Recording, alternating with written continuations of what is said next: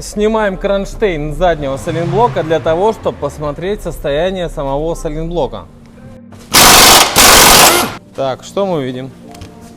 А мы здесь видим микротрещины, видим небольшой надрыв снизу, но скрипеть этот сайлентблок не будет точно. Еще даже рано по сути менять. Он не оторванный, он точно не будет ни стучать, ни скрипеть. Не проворачивается, да? Все нормально. Да, но проворот я его вот пробую, он не оторван. Я вам сейчас расскажу, в чем причина. Вы будете удивлены.